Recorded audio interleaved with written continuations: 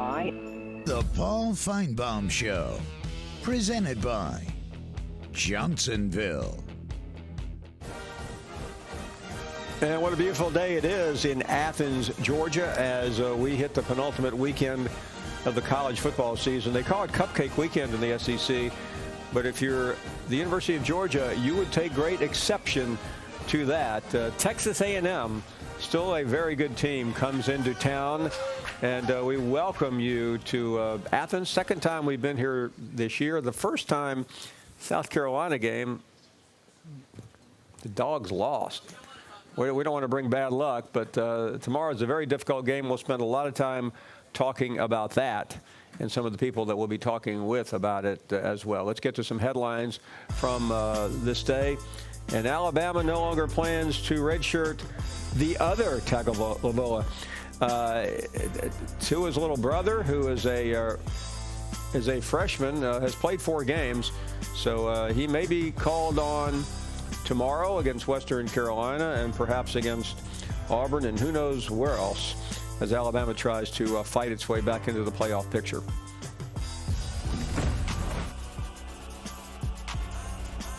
Keith Carter would get the job. He did. He's the former executive director of the Athletic Association. He's a former basketball player, an All-American, and he will officially replace Ross Bjork, who is now in the vicinity of where we are, working for Texas A&M.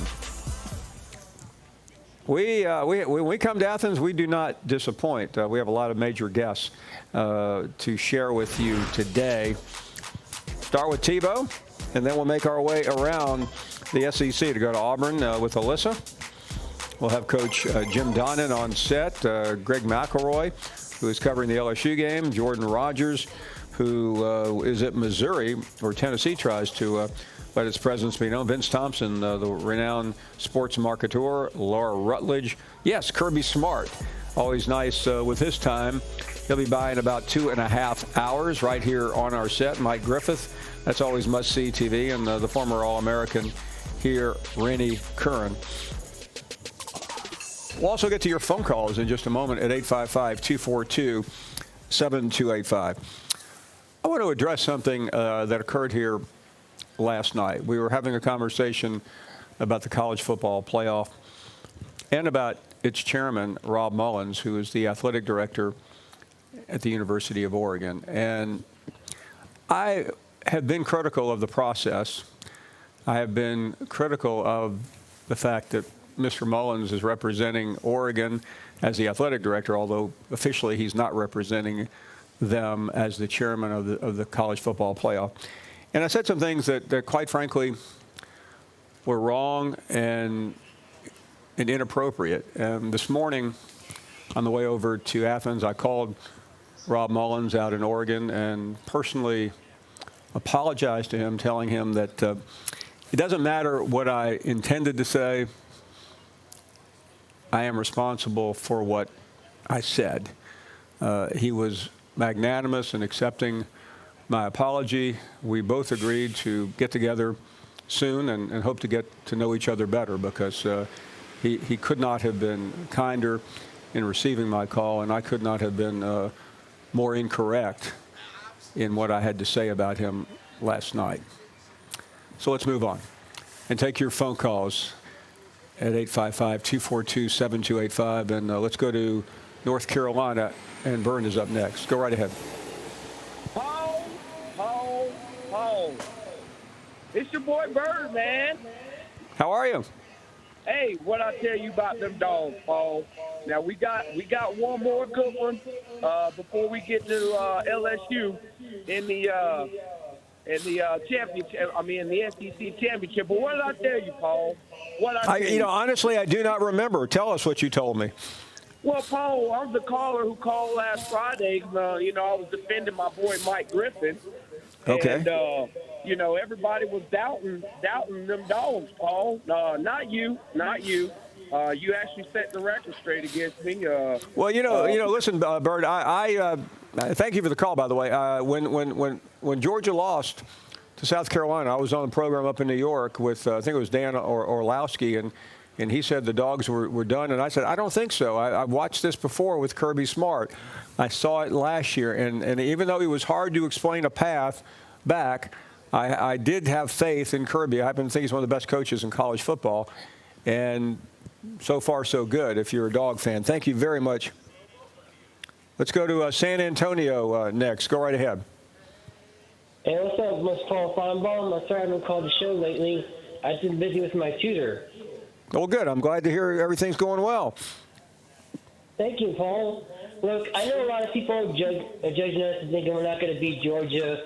But, Paul, this is like our Super Bowl. And I know we haven't beat a lot of teams on our schedule like Clemson, Alabama, including Auburn. But, Paul, this is like our Super Bowl, and we really need this win. And, Paul, I got a feeling that we're going to go to Athens, Georgia, and we're going to beat the Georgia Bulldogs, Paul. And we're going to pull out a W against Georgia. Well, Matt, listen, I don't know whether you're right or wrong, but I do think it is certainly within the realm of possibility. Always good to hear from you. Best of luck, Matt. And Michael is up next in Florida. Hey, Michael. Hey, Paul, how you doing? We are doing great. Thanks a lot. I need to get something out there that I've been trying to tell tons of people for forever, and nobody believes me. And that is, as soon as Alabama lost to LSU, I immediately said they're in big, big trouble for the playoffs, and they need help. And that was regardless of the Tua injury. That just kind of makes things worse now. But the reason I say that is because, we all know the playoff committee is being tasked with picking the best for football teams. But actions speak louder than words. So let's look at the actions. If you look at the last 5 years, they've always given it to the four most deserving teams more than really the best four. We've seen a team in Alabama's position before where they didn't make the conference title game. They're clearly better than some teams that are going to make the playoffs. But if a team has a slightly better record, maybe a conference championship, they get the nod. Now, this year it's weird because it's Alabama that might be that one-loss team that's sitting out there.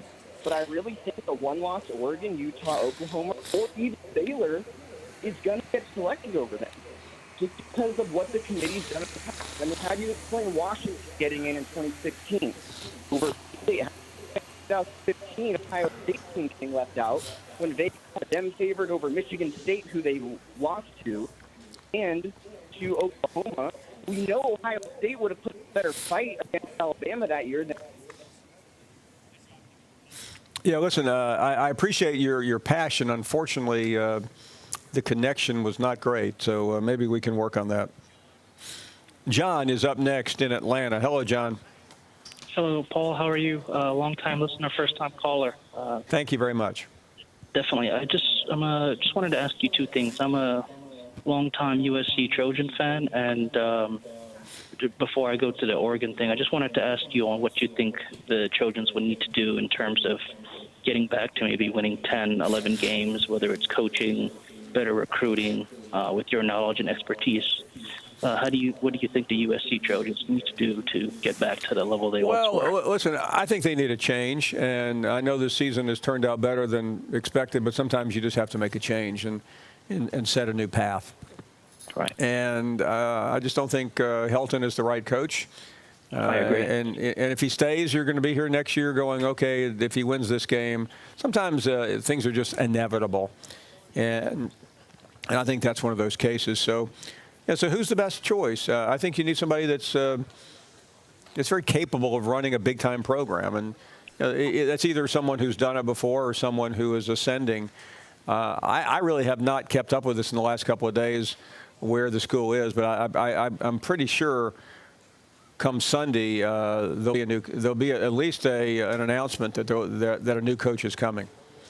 I agree. For the second question, I just wanted to ask you, what do you think your nightmare doomsday playoff scenario would be? Would it be maybe somehow? Yeah, I don't know what's going on with our phones today. We unfortunately lost two really good callers in a row. We'll see what the answer there is. The bottom line is in terms of a doomsday scenario. I mean, there are a lot of them.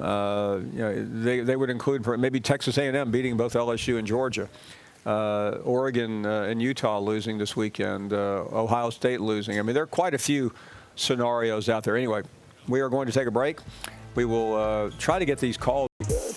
We want to affect the outcome of our own program and how we play and what we do and what we get out of that. I mean, we want to affect our program by how we play, and hopefully we've learned from the games earlier in the year of how to approach those games and understand the level of ball you have to play at. If you get their focus on playing better and getting better, especially the second part of your roster, because we got twos that are having to play now. And so now this week, more twos are going to play. The next week, maybe more twos are going to play because you got more guys getting injured. So how do I get the rest of my roster better is really all we focus on. It's going to be nothing but a great learning experience here, but something hopefully we've learned and we've played well this last month, and we keep November rolling and play well good football. But it's important for our program. I mean, not just to play playoffs is wonderful, but I'm worried about what's going on at A&M. We welcome you back. We are live in Athens, and certainly anticipatory of tomorrow's big game between A&M and Georgia. We're back here on set. Tim Tebow, always great with coming up and spending some time with us. And one of the unique parts of being Tim Tebow is you get to spend time with quarterbacks. I know you've done this a lot this year, but today you came from meeting with Jake Fromm. I think the audience would love to hear your impression. Well, first of all, I think he's a wonderful kid. He's a great kid. He's been a great leader. And you look at what he's done, and I just don't think this gets enough credit.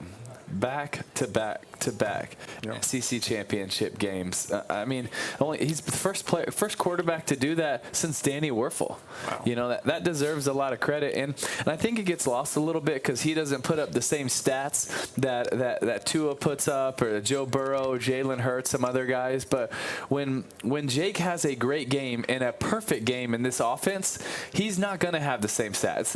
It's not designed to have the same stats, and so I don't think that we can look at it and compare stats and say, okay, he doesn't have the touchdowns, he doesn't have the yards, he doesn't have all these other things, but what he's asked to do, he does it at a very high level where I still think he's one of the better players in college football.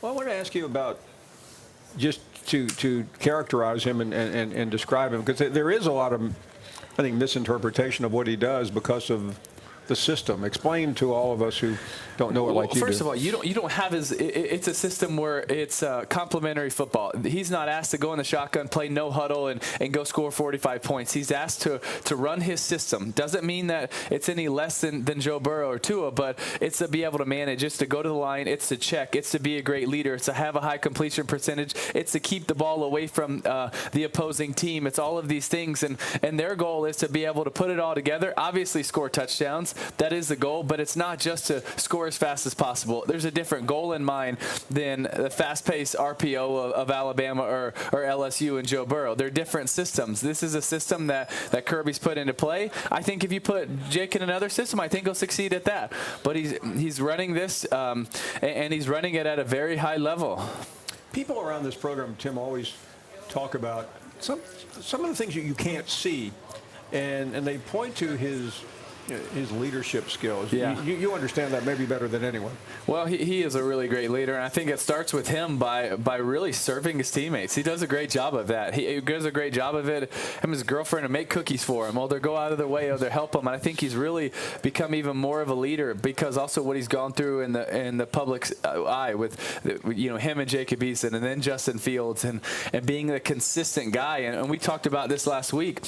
Greatness isn't just showing up one time. It's consistently doing something well over and over and over again. That's what Jake Fromm has done. That's who he is. And you look at him, and there's very few games you can look back and say, oh, wow, he didn't show up in that game. And even South Carolina, he didn't get helped by his receivers and by a lot of other people. And sure, has he made some mistakes? Absolutely. But he is for the last 3 years, he's been one of the better quarterbacks in college football, and he shows up every single week. And that's where I think you can see that consistency in his game and who he is. Tim, we've not seen you since last Saturday, and of course everyone knows what happened late Saturday afternoon with Tua, and your reaction to there's so many levels of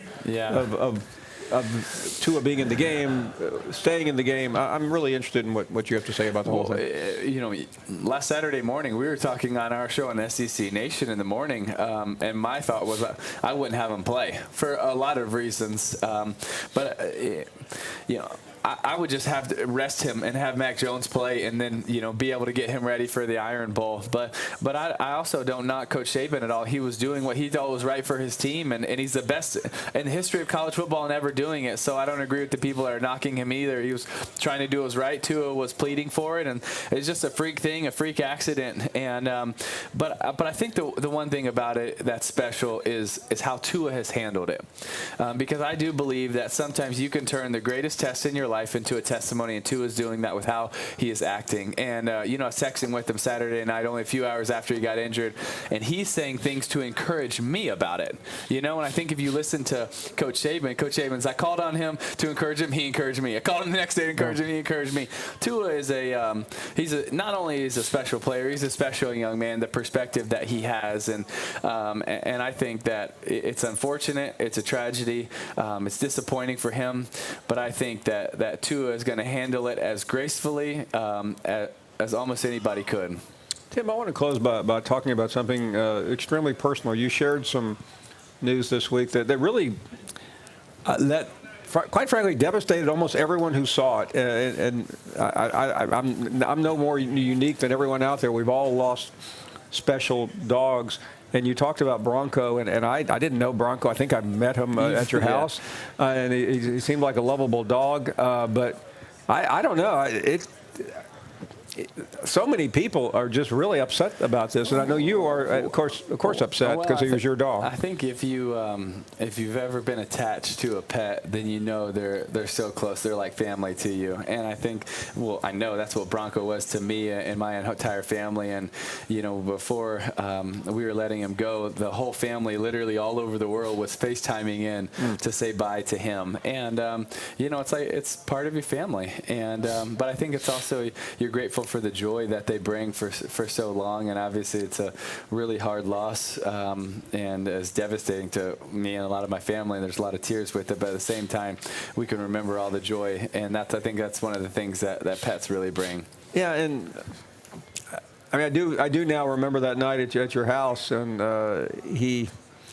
hey, listen, every dog is unique. Oh, yeah. And it doesn't matter what they look like. We all think we have the prettiest, the cutest. I hear my wife talking to our dog, and I'm like thinking, how does she? I answer about to answer my own question. She thinks this dog is so cute. Then again, she married me, so her eyesight could not be very good.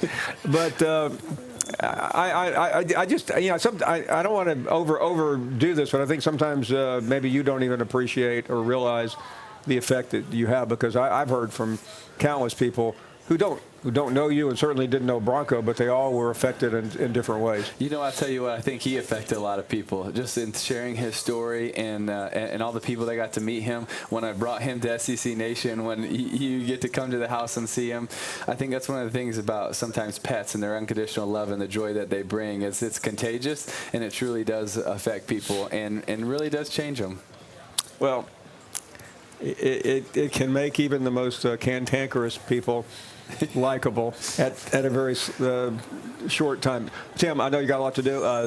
As always, thanks for coming by and sharing such a personal story. Thank you. We'll take a break. We are live in Athens. We have a lot more to do. We'll do a whip around. Brody Miller covers the beat for The Athletic. Brody, thank you. Great to have you on. Can you please tell us what's going on with this latest off-the-field situation, especially with Divinity? Good afternoon. Hey, how are you doing? Yeah, so it's a situation where, obviously he left the team, as you know, the week of the Alabama week. And Ed Ogeron said it was for personal reasons and whatnot, which is kind of a vague reason they give for a lot of different issues that can mean a wide range of things.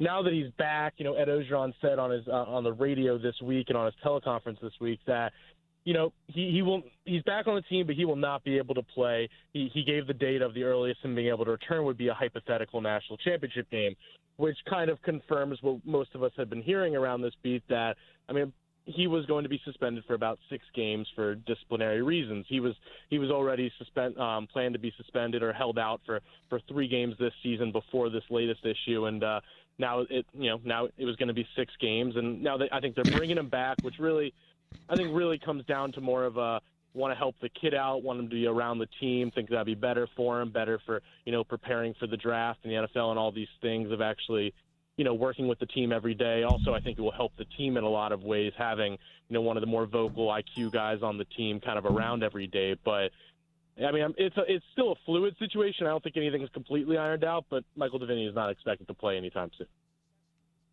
So I saw something that he could be eligible if LSU makes it to the national championship game. Is that possible? Yes, that is what Ed Ogeron said on the teleconference this week, which goes back to, from the date that he was taken off the team, he was going to be held out for 6 more games this season, which would line up with the timeline of national championship game. There are so many areas where this defense has been fantastic, and so many spots where you have to give them credit. Shutting out Florida the final 25 minutes of that game. I mean, Auburn's not a great offense, but holding them consistently all game in a top 10 matchup. I think you have to give them a lot of credit for the fact that they held Alabama to 6 points of offense on for what it's worth, a kind of fluky touchdown in the first half and 2 yards per carry. They have spots where they look really great, and then they have spots where they gave up 28 in the second half to Alabama. They had a 28-3 lead on Ole Miss, and Ole Miss just broke explosive play after explosive play. Some tackling issues, maybe a little bit of fatigue issues where this up-tempo offense has a factor in there. I think there's a lot of things that are kind of coming together to make this happen, but I just tend to prefer to judge a defense by how it looks in the games where it's really locked in. And I think it's a good defense. It's not a great one. It's not as good as Ohio State's, Clemson's, or Georgia's, or any of these teams, but I think it's a top 25 defense. We welcome you back. We're glad you're here. We are in Athens, Georgia. A number of guests to come. We'll head to Auburn and Baton Rouge here in the next few minutes. Coach Jim Donnan will join us as well. Let's get back to the calls. A great conversation with Tim, and what a moving tribute to his dog, Bronco. I know that touched so many people. I've already heard from a number of you. Seth is up next. Seth, go right ahead. Hey, how you doing today, Paul? Thank you. Great to have you on.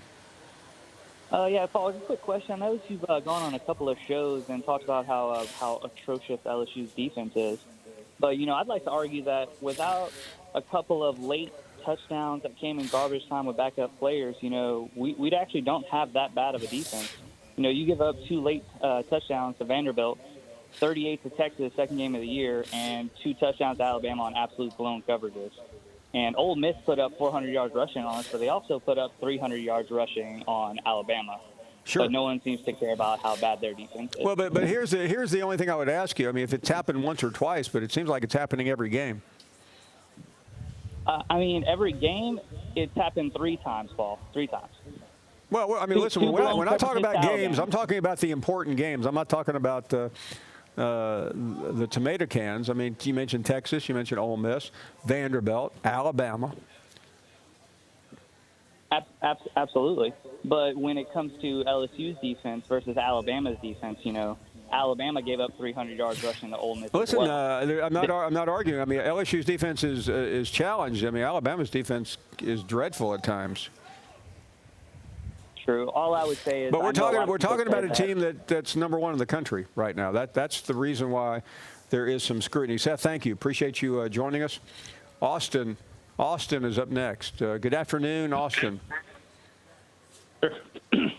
You might laugh at me, but I love college football, and I really love the Tier 2 Power 5 games. I think those are the best games to watch. On that note, like I said, you might laugh. What do you think about Dave Clawson at Wake Forest for a potential big-time job one day? I'm not laughing at all. In fact, I have heard some people in the industry talk about Dave and that maybe he wouldn't leave because of some circumstances that are important to him in Winston-Salem. But I think Tennessee tried to hire him a couple of years ago. He was the OC for, I guess, under Fulmer's last year. Yeah, he's a very good coach. Good coach, and he's been everywhere he's been. He's rebuilt. He got to Wake; they were 3-9. Are they great this year? No. Clemson's always in that division, but for lack of better words, he's turned chicken crap into nicer chicken crap. You're absolutely right. He's done a great job. So that's about it. Somebody's got to be the next man up, and you can only talk about so many people.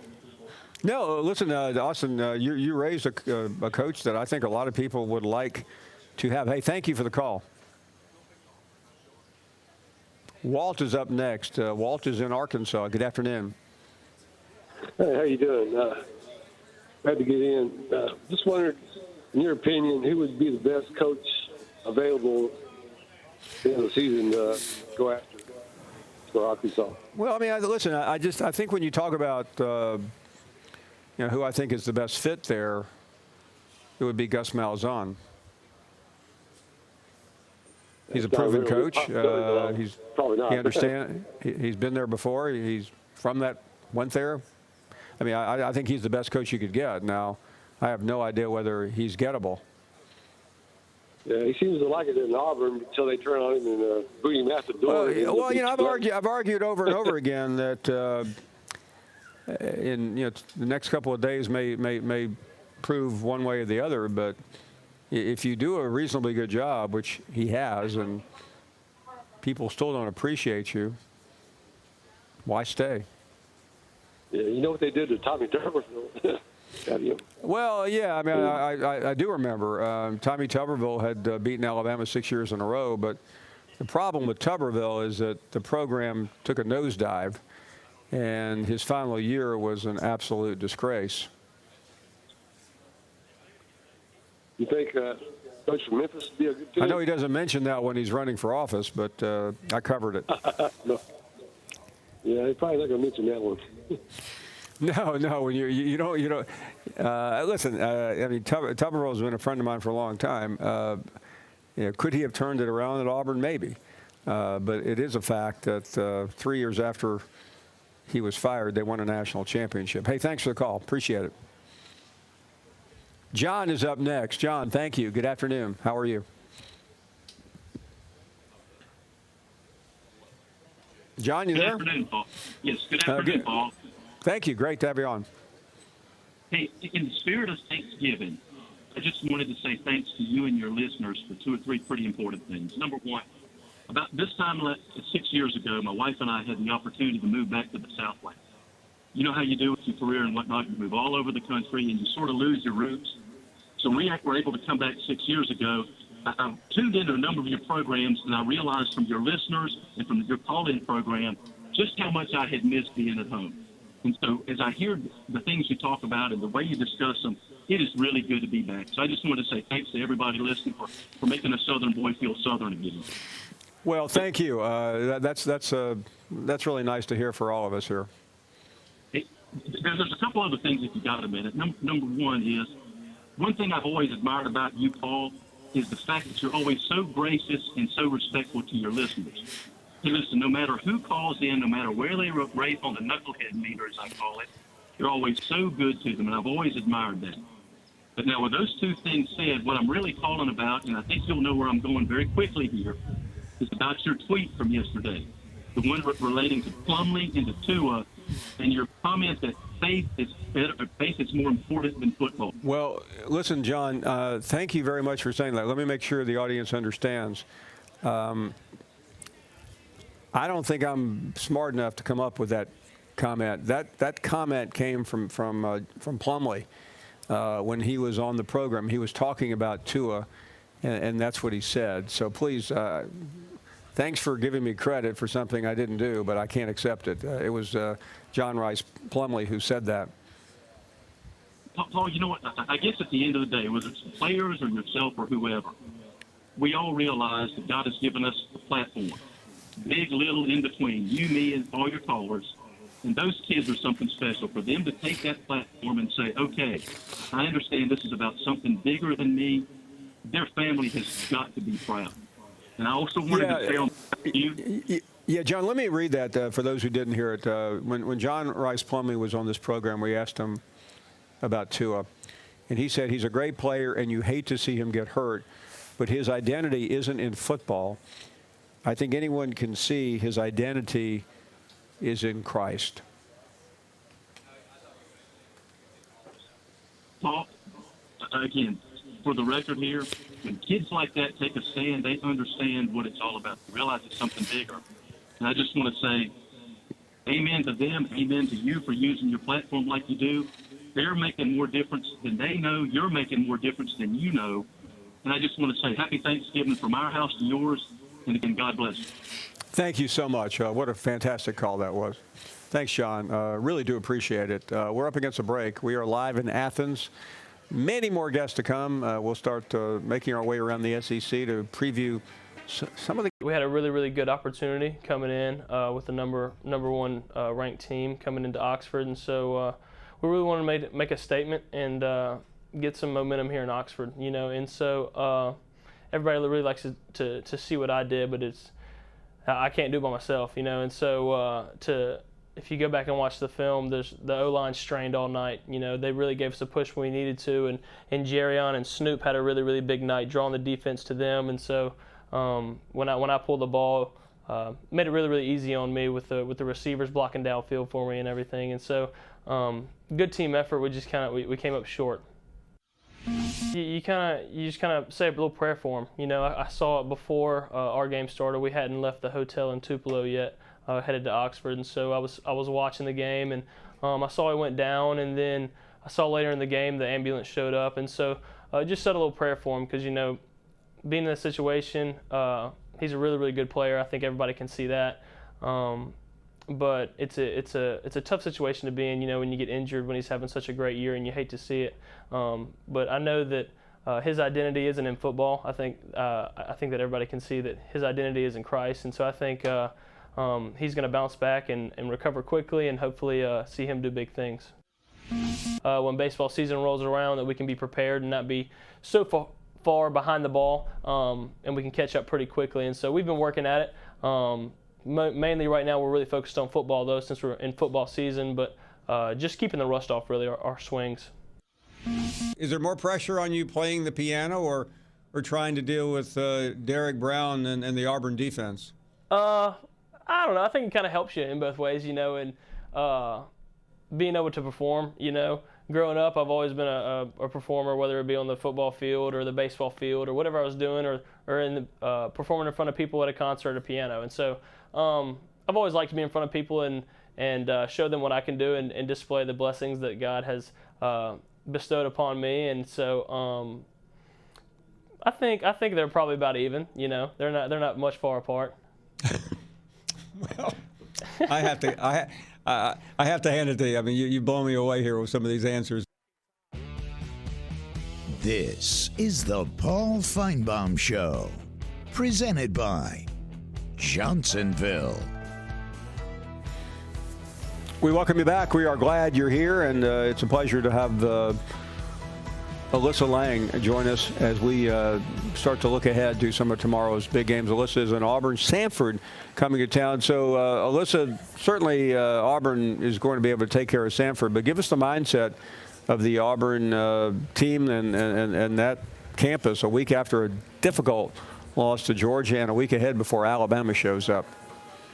Yeah, Paul, we asked Coach Gus Malzahn what the focus will be going into a game like Samford. I think the last time I checked, they're a 7-touchdown favorite against Samford. And Gus said that really the goal is to just go in and play Auburn football, and that's good, clean, consistent ball. He felt like they had a good chance against Georgia last week, that it came down all the way to it. We saw Auburn come back big in the fourth quarter. He said if the ball bounces a couple different ways, we have a chance to win that game. So they're happy with how they've been playing, but they also know there's room for improvement. We talked to Bo Nix this afternoon as well.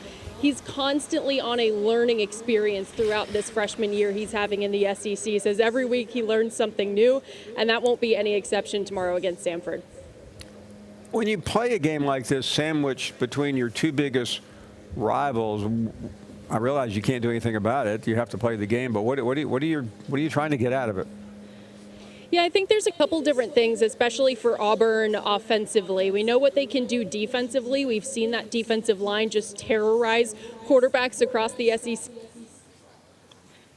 With a new wrinkle on offense to be able to execute things more cleanly, especially for Bo Nix, to be able to go through his progressions, to stay calm, to stay in the pocket and play Auburn football and be able to continue to learn this Auburn offense. We've seen him pick it up fairly quickly so far this year, but in a game like tomorrow, they'll really be able to treat it like a good practice experience, a good experience to get Bo some reps, and as well as some of their backups. We'll probably see Cord Sandberg come in as well, the backup quarterback who hasn't had any really time to get any reps at all this year. So it'll be a good opportunity for Auburn to make sure that they're playing their best ball going into a week that's huge for them, the Iron Bowl in 2 weeks.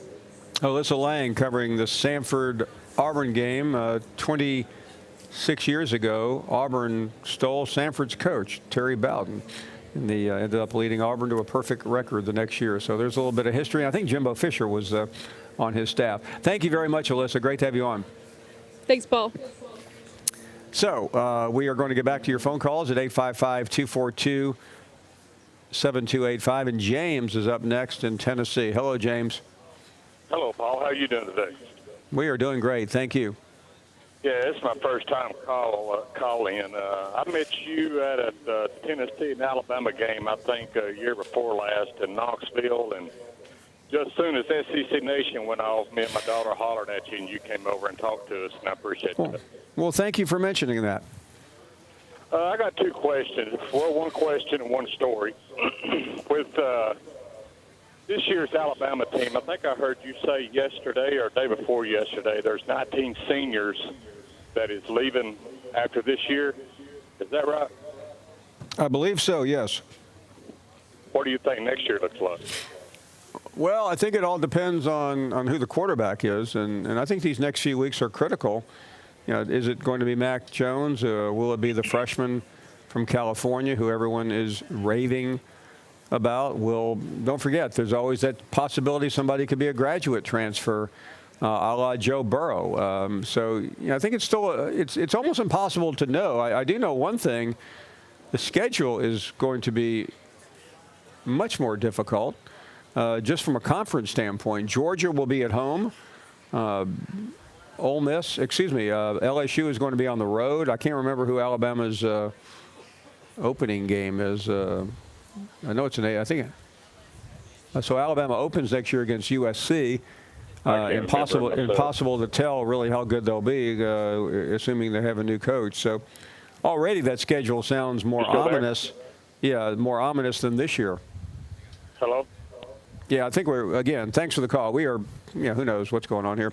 But we're having some difficulty with callers. But Doug is up next in South Carolina. Hello, Doug.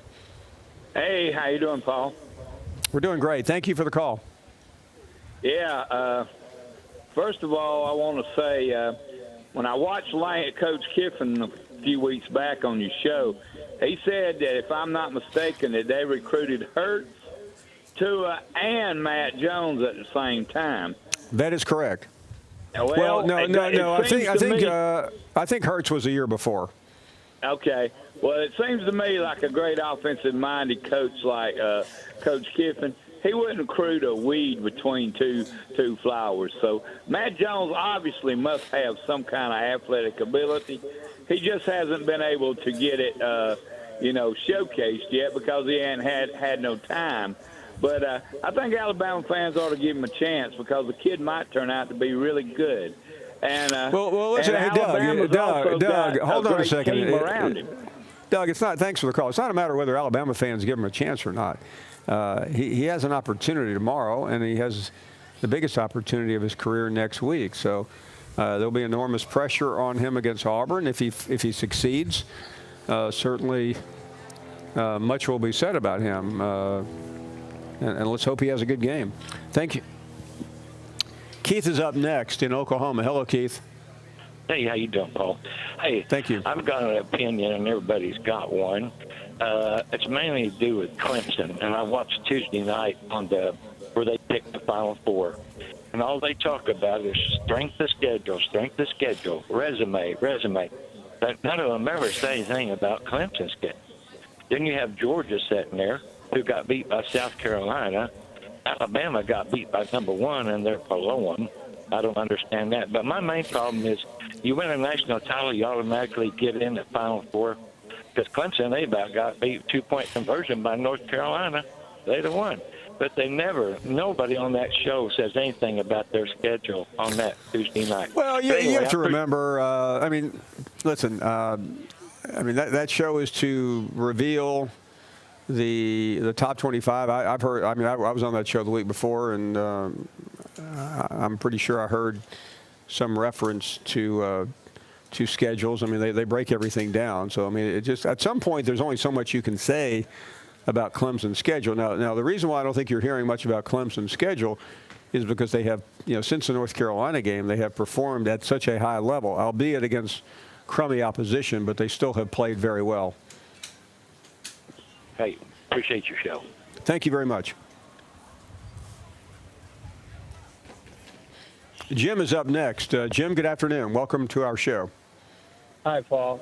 Before I get to my question, I do appreciate you with what you said about A.D. Mullen.